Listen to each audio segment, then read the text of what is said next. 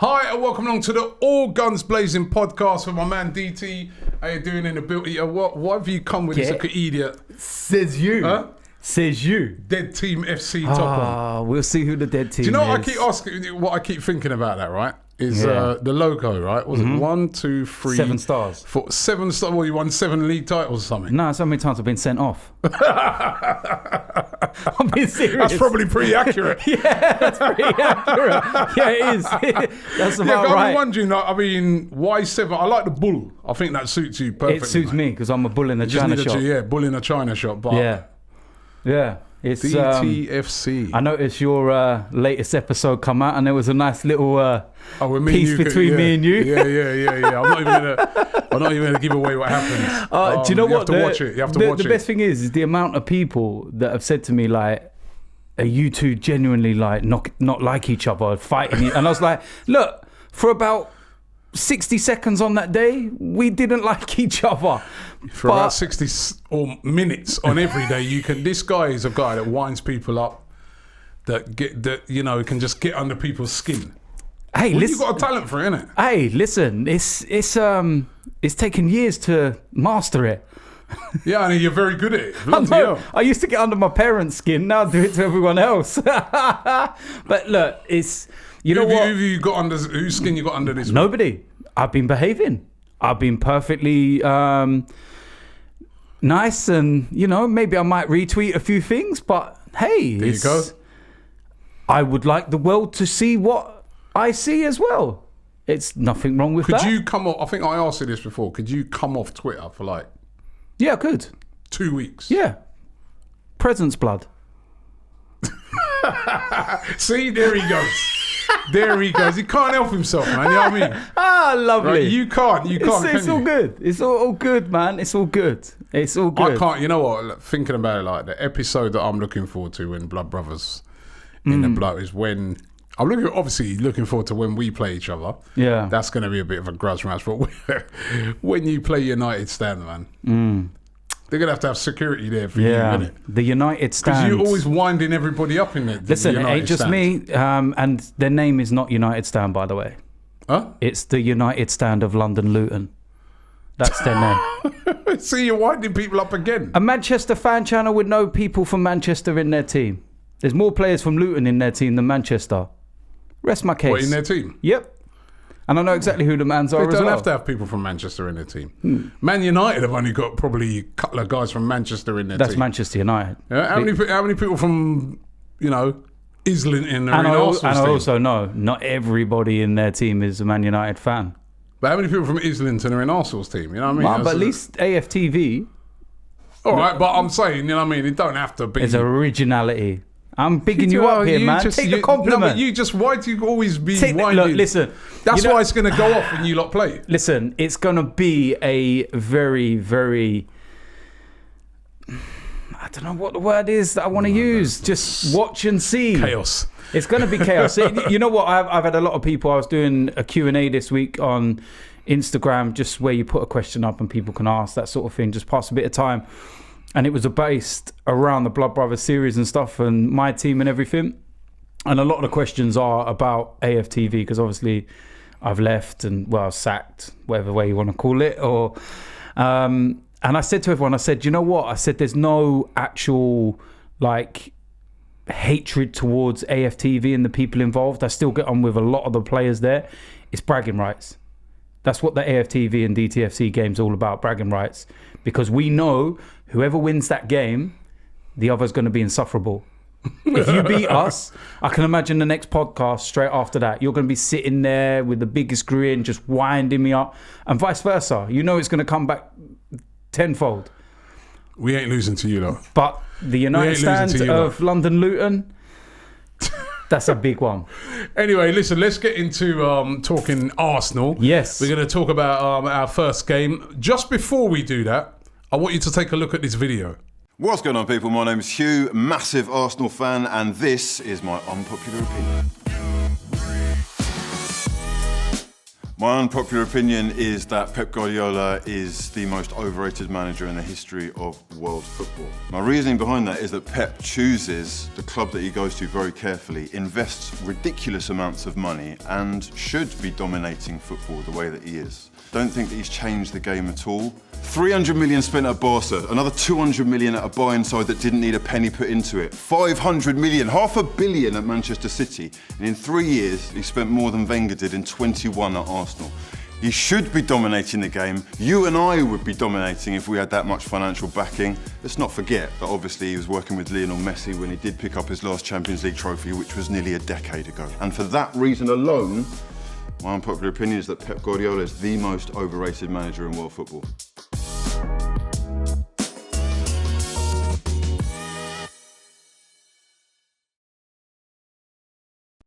Now, I love Hugh Wizzy, yeah? Hugh Wizzy's my brethren. I really respect his opinions, and he's a very knowledgeable guy on football, but Pep Guardiola overrated. I understand what he's saying there about the amount of money he's had, because that is true. But what I would say, right, there's other managers, they've had a lot of money as well. Jose Mourinho. Mourinho's had a lot of money at United. Yeah.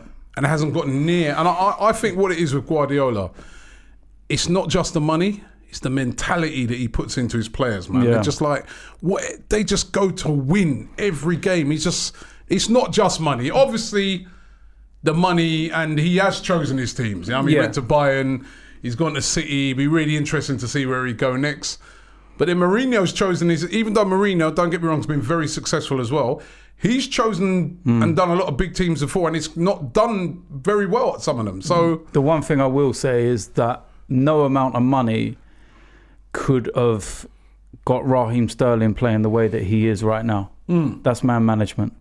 That's Pep Guardiola that has literally transformed this lad to, and he was a great player anyway, but he's transformed him to one of the best in world football. And the other thing I think about him as well is that he has, you know, he's not scared to make big decisions. Remember when he left out Aguero? Yeah. You know, and I can't agree with you on this. I think me and you are actually in agreement for once. I can't agree with you. I think he's a great manager, man. I would love to have had him at Arsenal. Well, we would have had him at Arsenal if someone decided to piss off after we'd beaten Hull in the cup final. But cheers for bringing that up again.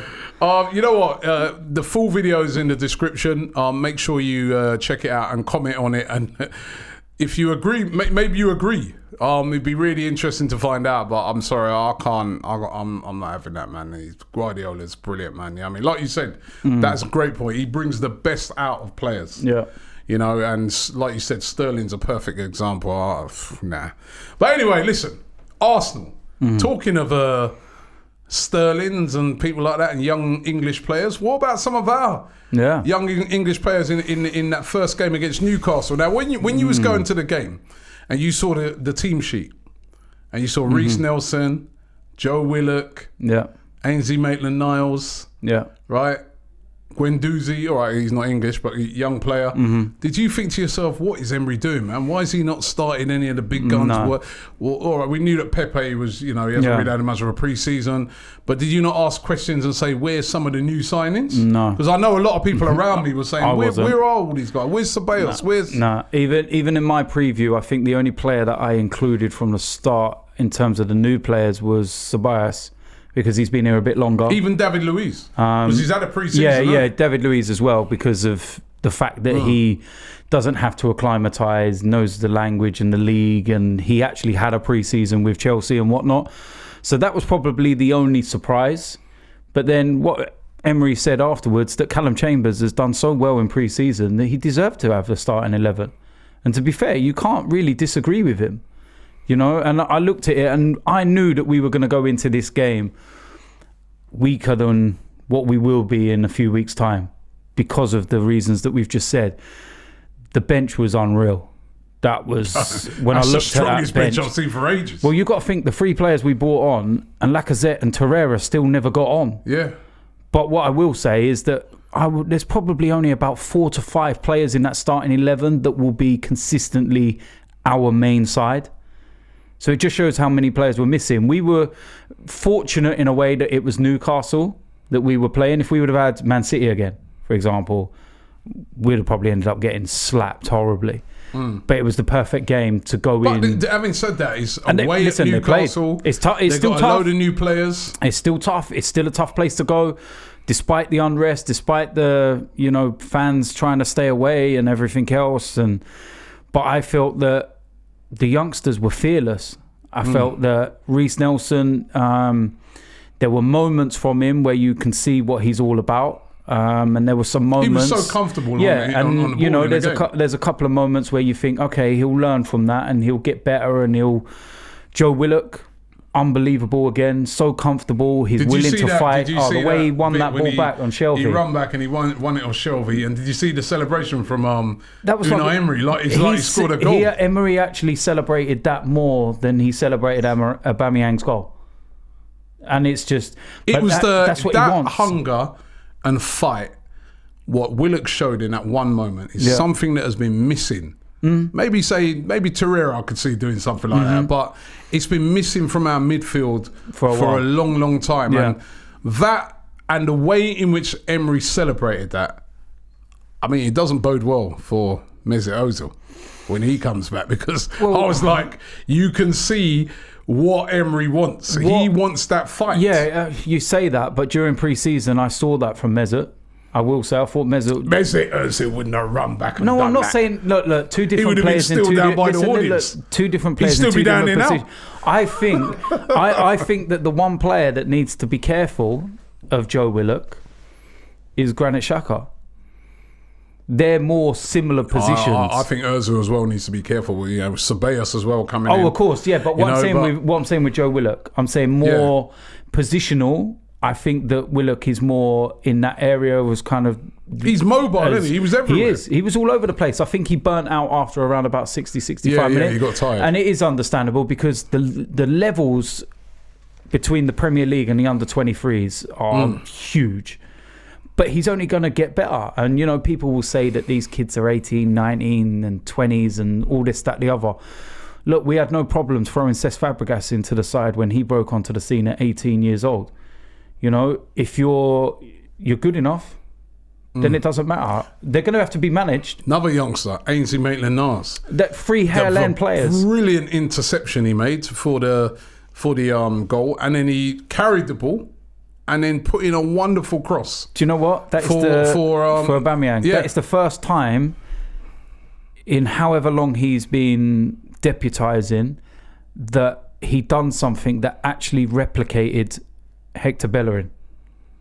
Because that was Hector-like. Yeah. Do you remember he did that against Bayern Munich when we won 2-0 at the Emirates right at the end, and he nipped in front of Alba, I think it was, and then played it across, and Ozil scored and whatnot. But he was so what I liked about Ainsley Maitland-Niles, he was so energetic but so brave as well, because in the first half he tried to do a run at a defender and he got the ball nicked off of him. Yeah, and there's I see a couple of groans. And I was saying to myself, no, keep doing that, man. Yeah, keep doing that. If you're going to lose it right up the top there. You've got to take defenders on, and then after that. He was taking defenders on. What I liked was with his pace and power and skill. What I liked, a very skillful player. He's really underestimated for his skill. What I liked about him was not just the fact that he won the ball, but the pass into Aubameyang. Brilliant. Was beautiful. And I'll tell you something, the touch from Aubameyang is so underrated. That looked so easy. This is a guy, Aubameyang, who some fans were saying last season, you know what, I think I'd sell him, because... Seriously, man. I honestly, when I heard some of those fans saying that, I wondered if they need to be drug tested. Do you know what? No, seriously, because the guy is Golden Boot winner. He scores for fun. I hope that all the other signings we've made hit the ground running like what he's done. Because he's literally come in, when he came in that January, and from then on, he just scored. Yeah, that's all he does. He just hit the goal and ground running, and he's just like...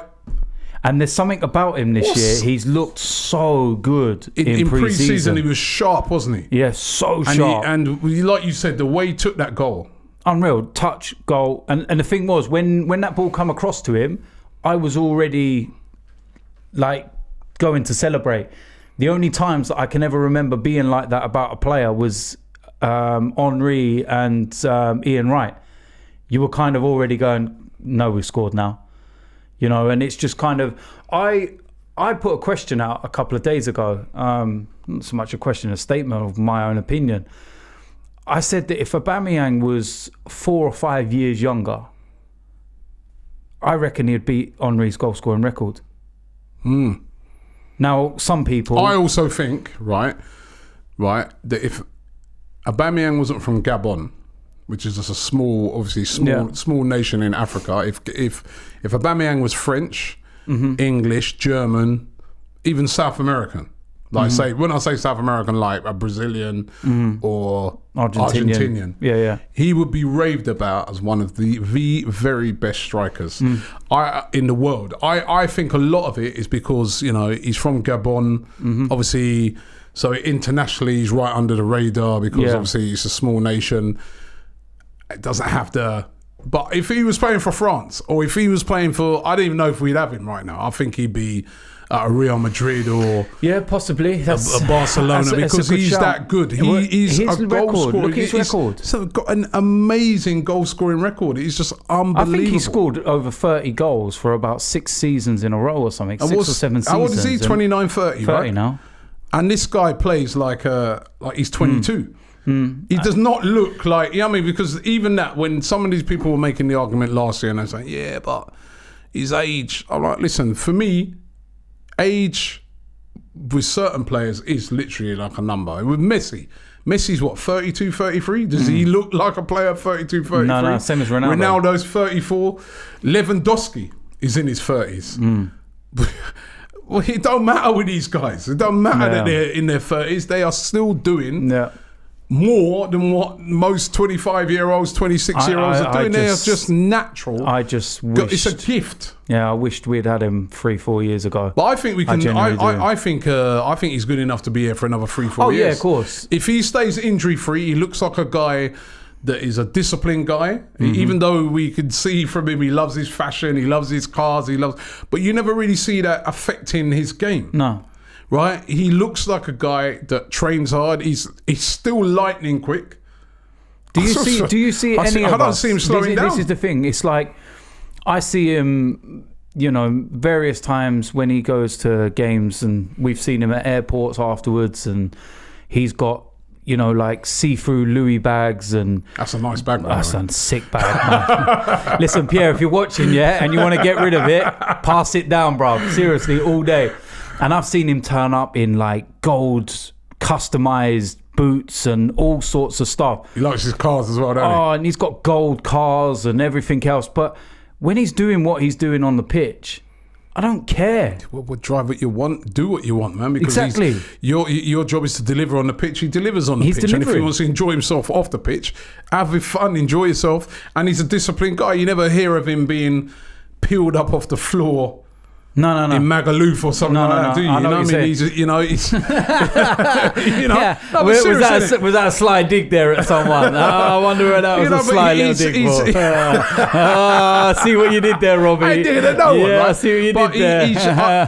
You know, I just think he's a model professional. And the other thing as well, what I think with Aubameyang, I think that the whole relationship with him and Lacazette, and they've brought a certain spirit to this team that's been missing for a long time. Yeah, we used to have it back in the day when you had Henry, Pires, Bergkamp, but especially like Henry, Pires, Lundberg. That kind of had a little vibe to them, man. You could see that. I know you could just see from those guys that, even without being behind the scenes in the scenes in the dressing room, that there was a harmonious dressing room. I know what you mean. Yeah? What I and then like... when I look, sorry to stop you there. When I look at Lacazette and Aubameyang and the way they are, there's always a smile on their faces and stuff like that. I just think that they're carrying that spirit through to the dressing room, which is very important. Do you know what the other thing is as well? Is that I feel that they've connected with the fans. They have, yeah. Big time. And it's just like, you know, a lot of people can say that, you know, we have to be very careful what we say after games on AFTV. And to an extent, I agree with what some people are saying. You should never be able to stop expressing your opinion. But it's very evident that they all watch. It's like even my video from the weekend, I noticed the clip that was cut up from my section, Aubameyang liked it. So it's obvious they watch and stuff, but the way that they interact with the fans, and it's not just, you know, us that go on AFTV. I see them after the game, like going up to, like Aubameyang especially, he spends so much time with fans. I've watched him come off coaches. We've seen him at airports. Do you remember Singapore? And like some players are like, all right, couple of photos, couple of signatures, we've got to go. Aubameyang will literally start at one end of the line and he won't leave until he's got to the other end. Yeah, there's a few players, happy. I mean, like Lacazette, Aubameyang, Bellerin as well. Yeah. He's a guy that always, you know, gives a lot to the fans, always gives a lot of time. Xhaka as well. To be fair to him, no matter how bad a game he's had, no matter how much people are cussing him, you watch, he's always comes over. If you meet him, remember we met him, he has a lot of time for people. Yeah, he's a nice guy. I also think, like, I remember we met Lacazette, me and Troops met him over in Dubai at that time, right? And we was talking to him. And he said to us, this is what he said. He said, listen, he goes, I watch you guys. And he said, you know what? He goes, most of the time when you say I played shit, I did. He goes, and there's nothing wrong with that. And he goes, when I play good, you lot tell me I play good. And he goes, boy, he goes, I like, you know, he goes, I like watching it. He goes, I like what you know, he goes, I like the way you guys, the passion, you follow the club. You know what I mean? So they're big boys, man. I don't think, you know what I mean? I think sometimes when people are saying, oh, you know what? I know it's your lot's fault because you had DT on there. He's being negative about him and right and that. Listen, if people are being negative for no reason... He's got the worst accent. The voices he tries that's that whiny, moany accent. But no, listen, if you just came on and you start having a go at players for no reason... Yeah, I know what you're saying. I understand it. But if somebody's had a horror show and then the fans come on afterwards and say, he was awful, he was terrible that day, I think already a lot of players know that they had a bad game. I think, I think they know. I remember speaking to Kanu about the same thing when we did his foundation thing. He said the same thing. He goes, Robbie, he goes, any player that takes exception to some fans having a go at him because of a bad performance, he goes, they need to look at themselves. He goes, you have a bad performance, you know. He goes, he goes, when I used to play, he goes, I didn't need no fans to tell me. Do you know, he goes, I already know. Do you know a prime example? Do you remember Aubameyang was out towards the end of the season when he had that nasal operation? Yeah. And he came back for the game away to Leicester. And me and Troops absolutely hammered his performance on the fan cams after about his lack of effort and work rate and everything else. And then the next game, or one of the games after, was Valencia, and he scored a hat-trick, and it was possibly one of the most hardest working performances you've ever seen. Oh, so here we go. No, it's not because of us.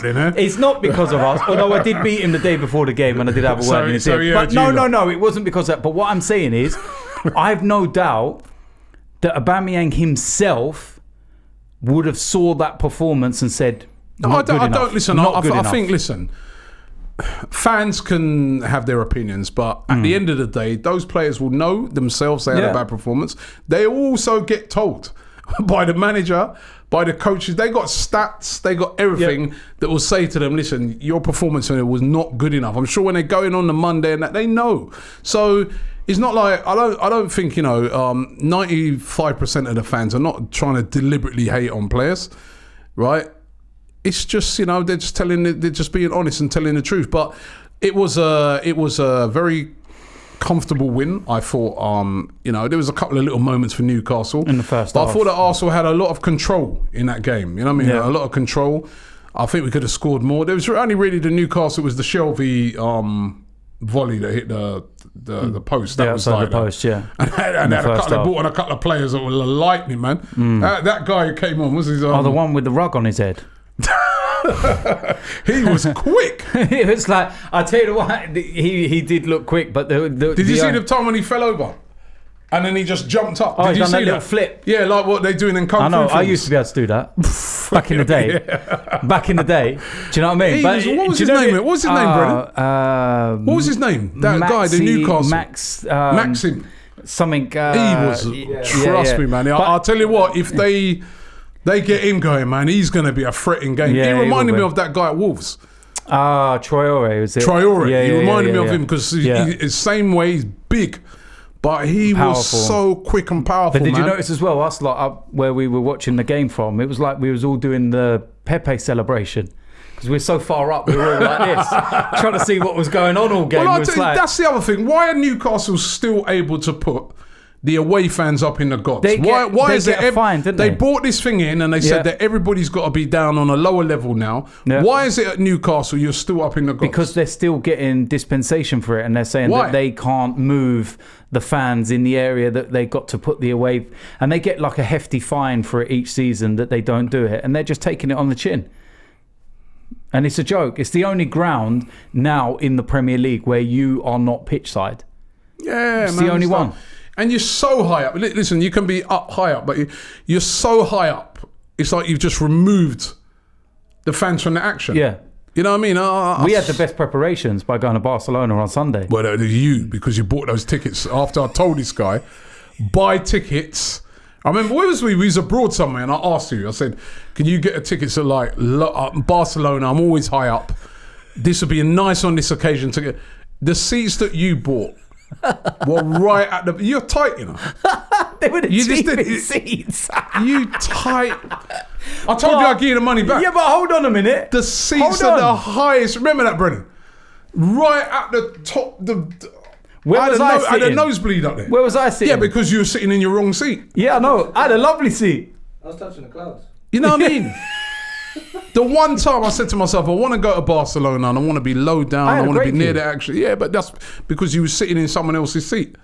Well, I had a great time. Chavved up. You know what I mean? Why are you sitting in someone's seat for? Well, I had a great time. It was wonderful. You're cheap, man.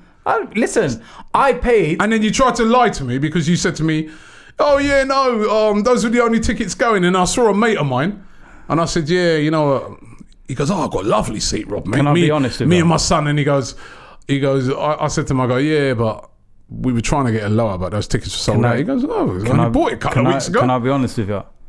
Can I be really truthful? Yeah. I forgot to buy the tickets until the day before the game. See? Is that true? Yeah. They were the only ones left. Sorry. See, I knew it. I knew something like it. Remember I said to you? Because I was sitting there the day before the game, and I was like, hold on a minute, let me print out my boarding pass stuff and that. And I was like, hold on, they won't let me print my boarding pass. What the hell's going on? And I was like, right, let me just get the tickets and that sorted out. And I was sitting there and I went, oh shit. I was like, I got the tickets for the game at Angers or Anger, whatever you want to pronounce it, on France. I was like, I forgot to get the. I was like, please don't tell me they're sold out. I was like, Robbie's already put the money in my bank account. I'm going to have to buy the tickets from a towel. I was like, please. And there was literally a couple of seats left, but they were like in the clouds. I was like, yeah, that'll do. You see? Sorry. You see, these are the type of people I have to deal with. And the seat was literally the last. Remember when we walked up? I mean, in the end, we didn't actually sit in, and we sat a little bit lower down. He was on the edge. So I looked at the seat and I said, I told the guy to get near to pitch side as possible because I just want to experience Barcelona pitch side or near to the pitch side. I did. Yeah, you did. Right? And then when I saw those seats, I'm like, the tight bastard. Why did you look at it? So you had forgot completely. Oh, I forgot. But while we're on the subject, yeah, at least I can admit when I'm wrong. Ah, the troops. Did you see that? Calling me a liar. You owe a man an apology, bruv. I've got to get in on this. I'm sorry. Calling me, so troops. Do you see? He's still not fully apologised, right? The man was on calling me a liar. You liar, Robbie. And I knew I never said that. He always does that. He always says, yeah, right. Everybody jump in the comments, right? And we'll show Robbie that. And every time he's wrong. So I'm still waiting on my apology, yeah? But yeah, listen, go back to the football. Off to a great start. 3 points, better than last year, isn't it? Yeah. You know what I mean? Better than last year. Yeah. Yeah, it was just refreshing to get a. What did you make of the new boys? Because some of them got on. Ceballos got on. Pepe got on. They all got on. No, apart from David Luiz didn't get on. Yeah. I mean, right now Martinelli Ceballos, as well. Martinelli. Ceballos. Hold on. Ceballos, Martinelli, and Pepe. Yeah. all three of them, their first ever touch for Arsenal is they gave the ball away. Every single one of them. I was just about to say that. So Bias was the one that I was looking forward to seeing in terms of the creativity in the midfield, because I've liked what I've seen of him in the couple of appearances that I've watched him. And then literally his first touch was to give the ball. I think he gave it away about 5 times. I think maybe he was a little bit eager, maybe a little bit... Be nervous as well. That's why, you know what I mean, I think a lot of these managers, if you look at... over last weekend, a lot of new players didn't start. No. Even Newcastle didn't start most of their new players. It's a big step. It is, and you're nervous, and you know what I mean, especially away to Newcastle with your first game. It's not easy, you know what I mean? So, but yeah, out of the three of them, who impressed you the most? I don't think any of them had long enough to really stamp some kind of authority on the game. Each of them showed little glimpses of something. Like Martinelli, I liked the way he was fearless in running the channels and trying to help run down the clock, and that was a big responsibility for Unai Emery to give him. It wasn't like we was 3-4-0 up and the game was won and dusted and comfortable. 1-0, and he was in a key position where you had to hold up the ball and run down the clock, and he was doing that. So credit to him for there. So Bias, I think that once he got his range in and he was settled, I saw some nice glimpses of the way he likes to move the ball. It was always forward thinking and trying to penetrate between the lines. And Pepe, he done one move where he literally left 3 players and even the cameraman was following where he thought the ball was going, and he broke ankles, and I was just like, you can see this guy's got something about him, and I can't wait to watch them in full flow together. I'm really selfishly I want him to start against Burnley. I really do. I want him and Aubameyang and Lacazette. I want just attack. 2 players who didn't start weren't even in the squad. Yes. Right? Kolasinac and Ozil, right? What do you make of this whole thing? I mean, there's so many rumours swirling around. Yeah. There's rumours that... they were being followed. There's rumours that... 2 guys have been arrested outside Ozil's house on Thursday. I think it was Kolasinac's house they were arrested outside. I've heard as well that Kolasinac's wife has actually moved back to Germany because she's in fear. That's not good. Let's put a line under a certain thing here, yeah? Stop joking about Mesut Ozil trying to miss games. Because this is a serious situation that we're talking about. This ain't pissing around. I was chatting to a fan. A bad back, although you know about bad backs now, so you're never going to criticize him with that again. That's good, man. Do you know what I mean? But this is serious, man. Do you... So, I'm just going to... This is what a fan said to me the other day, yeah?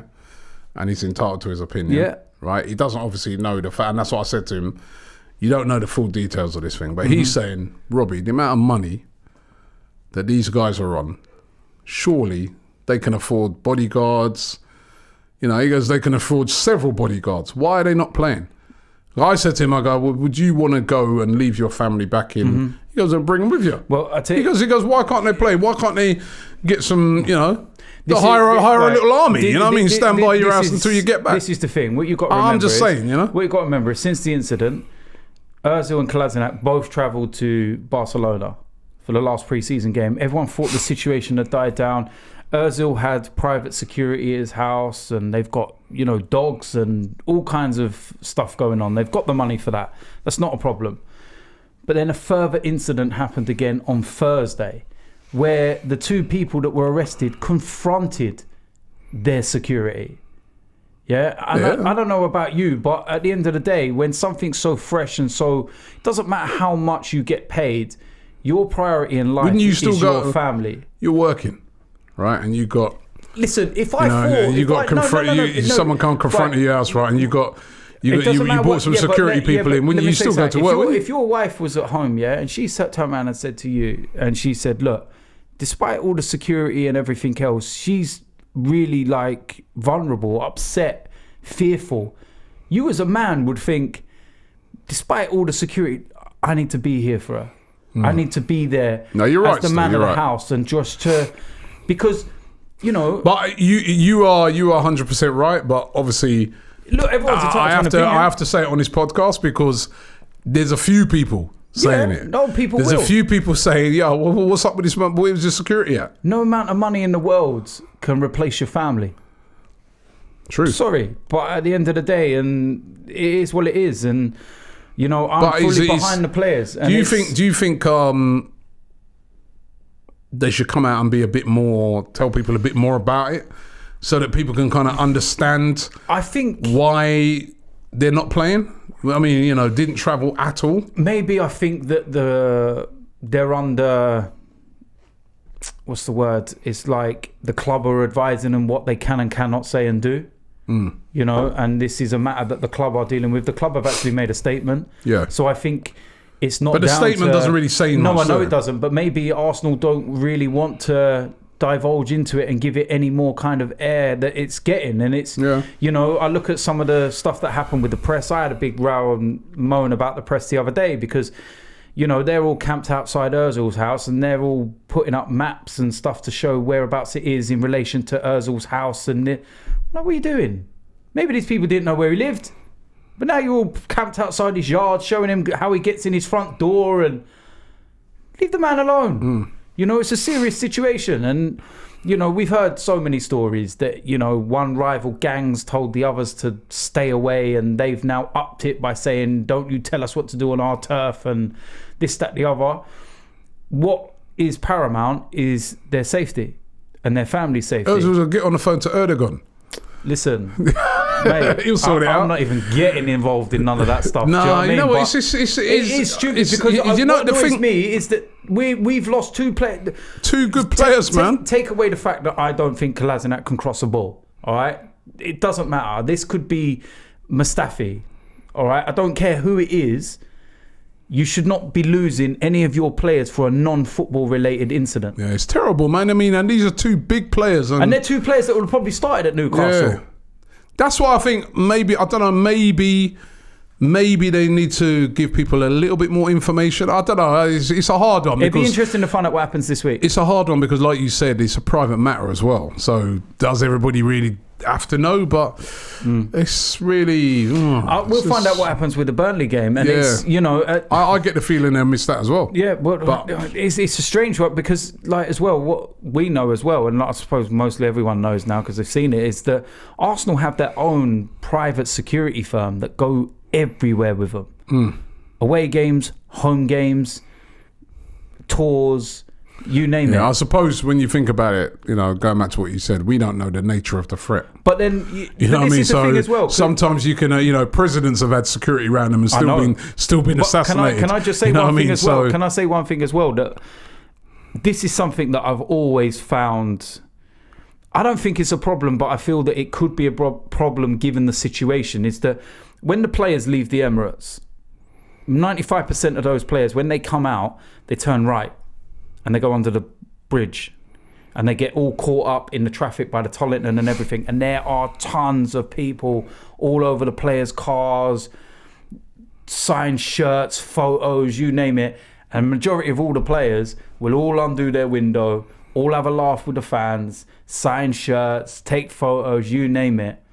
How do we know that one person within that crowd is not someone that wants to attack Mesut Ozil or Kolasinac, and that's a prime opportunity?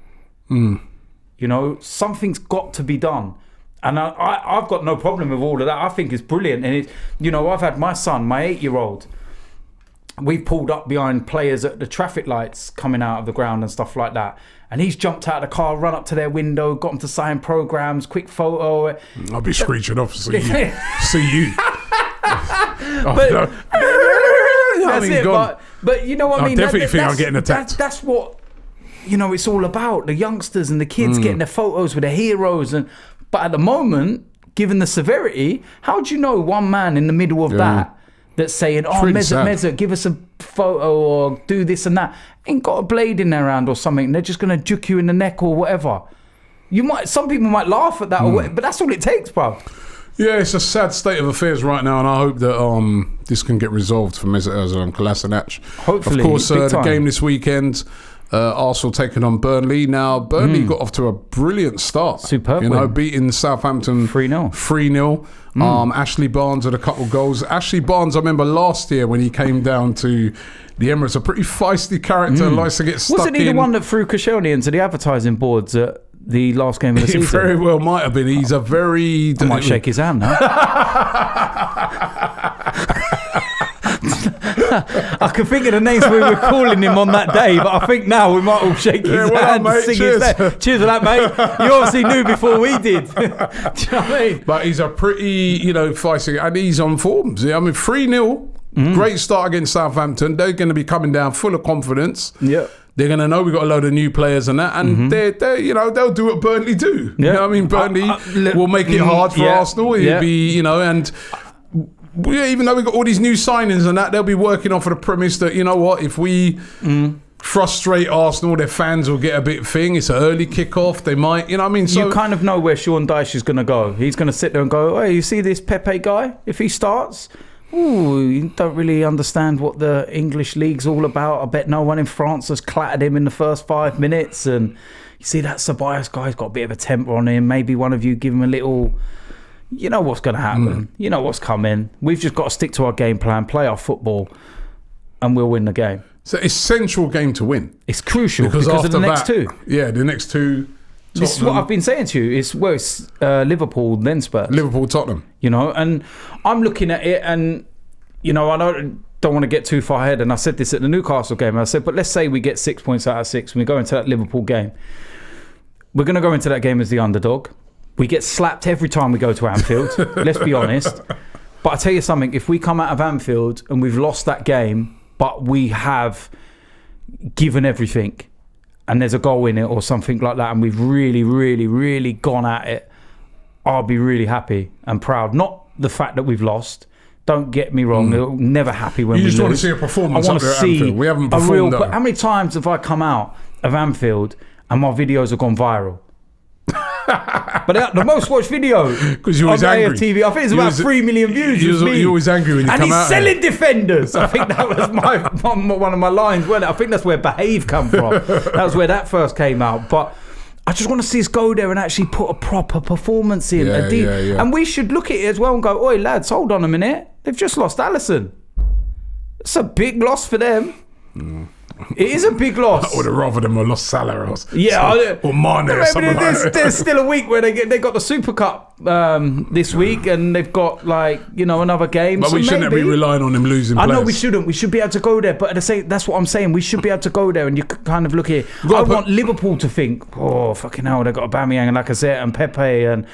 I want them to. Well, the one good thing about the Newcastle game is we won away from home, and then that's something that we ain't been. Even though we beat them away from home last season, and we equalled our away clean sheet record for the whole of last season in one game. Can you remember the game we kept a clean sheet? No, Fulham. We even conceded there, didn't we? And Huddersfield we conceded. Cardiff we conceded. Cardiff they got 2. Hello. They hadn't scored a goal until when we went to play Cardiff. They said, they ain't scored a goal. And they scored 2. Bang bang. Do you want me to tell you who it was? Oh no! Wait! Oh, it's bugging me now, man. It's bugging me. You don't even know, do you? No, it weren't West Ham. They beat us. We lost. Certainly weren't Liverpool. Certainly weren't Man City. Certainly weren't Man United. Weren't Brighton. No. Burnley. No. Hold on, wait a minute. Burnley scored against us last game of the season. Oh man, this is bugging me. You're gonna kick yourself. That we didn't concede. Only once in the Premier League away from home did we not concede. We kept a clean sheet once. Away from home. Nah, Southampton we lost. We lost everywhere, man. Do you want me to tell you? No, not yet. We're going to fill the whole podcast. Not yet. Podcast people, just bear with me a second, man. This is bugging me out. Look at even he's doing it over there. No, Chelsea we conceded. We lost that. No, Spurs. Spurs was the last minute penalty, innit? Where we could have won. That was a Mustafi game when he fouled Kane. They got the penalty. And under the new VAR rules, that would have actually been offside before the penalty. Yeah, it would have been. Was it in London or out? I'm not giving you no clues, man. Yeah, give us a clue. No! Man. In London or after your confession earlier about the tickets. Oh, gosh, man. This is bugging me now. This is bugging me. No. No. Palace, they scored, innit? Mustafi gave away a penalty. Yeah, we drew at Palace. How many goals did we concede with Mustafi's fault? Jesus Christ. Do you want me to tell you? No. Keep talking about something. Everyone that's watching this, the amount of people that are watching this at home, right, when this comes up. No, they're gonna sit there and they're gonna be screaming at the screen, and they're gonna be like, ah! And Robbie's just there like, ah! I swear to God, you've been on this for about 5 minutes. Keep talking. Keep talking. I don't know what to say. Keep talking to the audience. No, what's I think? So anyway, we've got an eventful week coming up this week because we've got like with the Blood Brothers, and we've got like. Who else can it be though? Because I'm just keep talking, and obviously we've got this crap team over here that's going to be playing against us. We find out the fixtures this week as well. We weren't Man United. Nope. No, Man United. What, Man United? We went 2-1 up and then let them score within 30 seconds. Yeah, straight back from the kick. Come on, man. Come on. And it weren't Everton because we lost there. Come on. And it weren't Wolves because we got slapped there. Yeah. And it weren't Leicester because we got slapped there. Come on, man. Right? So you're running out of teams now. Come on. This guy. Do you want me to tell you? Who else went down? Do you want me to tell? Cardiff went down. Cardiff, Fulham, Huddersfield, and we conceded against all of them. Do you want me to tell you? No. This is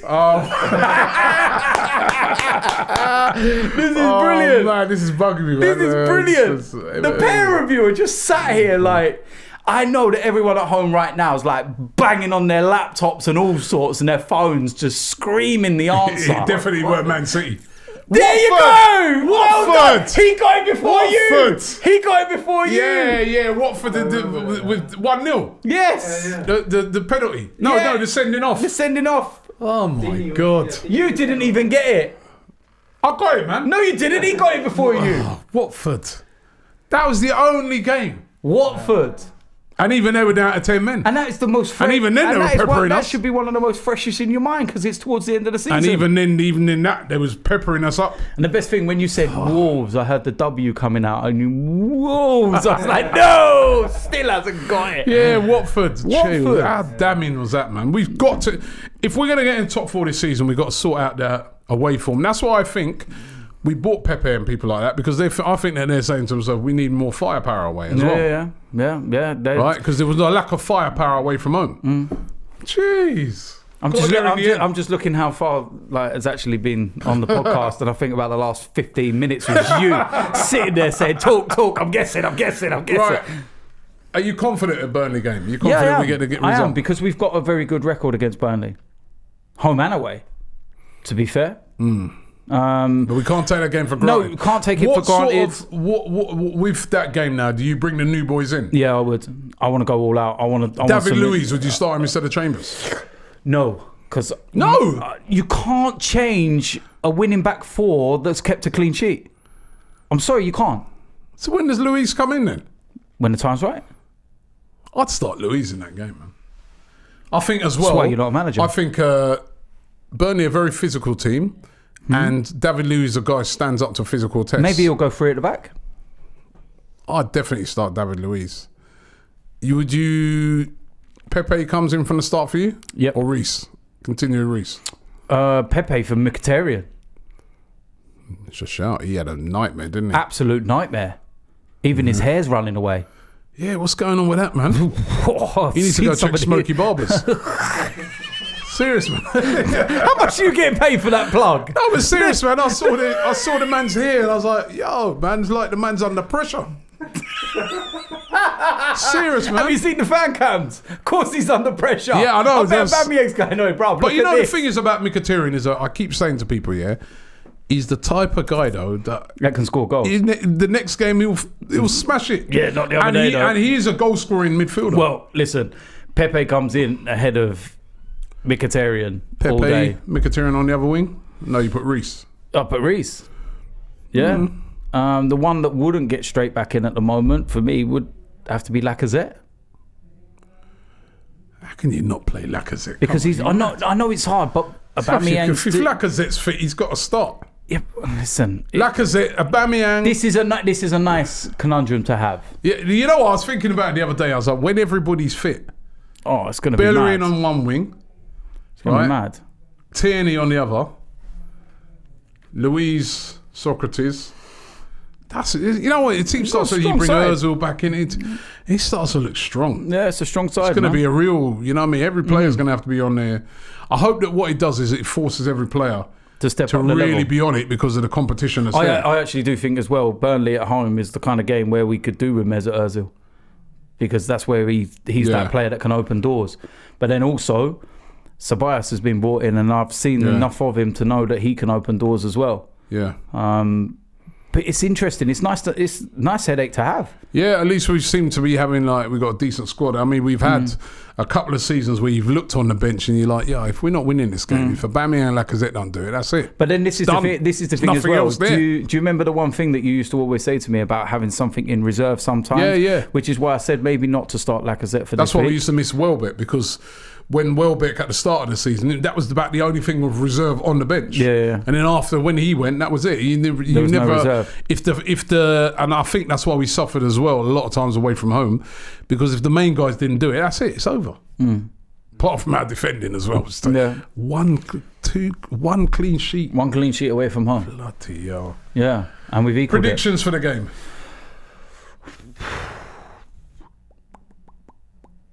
Two 2-0. I'm going for another clean sheet.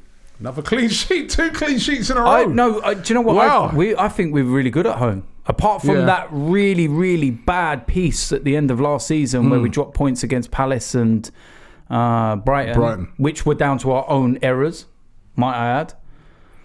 We were one of the best home form sides in the Premier League, I think only behind Liverpool and Manchester City. So it says that you worried, I mean, when you see some of them other teams, I mean, Man City last weekend, they just looked, who's going to stop them? And Liverpool, they look good. Don't know, maybe governing bodies, they could stop them. Well, they've gotten away with their latest thing, haven't they? Yeah, fining them 300 odd grand is like fining you a £5. It's like, you're just like that. Take it. Do you know what I mean? Come on, man. It's ridiculous. Don't get me started, man. It's for another show. I'll be here for ages. Anyway, listen, what it is, man. Hope you guys have enjoyed the podcast today. Don't forget that conundrum that we put to you earlier. Well, is it where Wizzy was talking about Pep Guardiola being a fraud? I can't believe it. But anyway, the link is in the description. You can check that out. And don't forget you can download the podcast. All the links, everything in the description. Thank you to all the fans. I've had so much positive feedback about the podcast. Everyone's saying, they're glad that it's come back on. There's an American fan I was chatting to the other day. He said, I do like a 3 hour drive to work every day, he said. I was like, what? Right? And he said, I just love listening to the podcasts, right, on that drive. So hope you enjoyed that. DT, thanks. I'm not going to shake your hand after that confession. To find out that after I gave you my money, the man who only went and purchased the tickets on the same day, and that's why I ended up with a nosebleed in Barcelona. Day before. Because I was right up in the top of the stands. Can I just say, the amount you put in my bank, I was just working within your budget. Hold on, you owe me money then? No, I don't. Because I gave you money for lower tier. No. You got some little cheap seat tickets. Don't make me... You owe me money. Get the laptop out. We're going to check that. You owe me money. Don't make me get you to issue a public apology. You owe me money. You owe me money. The cheap ticket. And then not only that. Listen, them seats were about €6 more than what he gave me. Just like because you've had to pay over the odds now because you bought them so late. But it doesn't mean I owe you money. No, you bought them so late. No, if you'd have bought them early, you would have got them cheap. We'll see. I'm getting my accountant to write you a receipt. They were the cheapest tickets in the house. Now, I was just being nice to you. And not only that, you owe me about that's the other thing. You remember, you nearly got us food poisoning at Angers. How did I get you? Oh my God. How is he trying to blame me for this place? Right, oh my God. How are you trying to blame me? I wanted to go to this restaurant, this French restaurant. No. You know he does that. Brennan, back me up on this, man. Don't even try this, yeah? Don't even try. No. Look at him. You fool.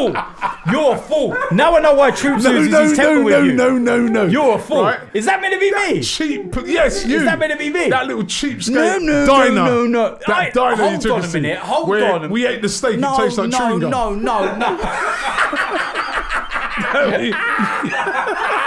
Hey, listen, we'll be back. It's you. We're going to be back next week, this guy, this man. podcast. Links are in the description. Mate.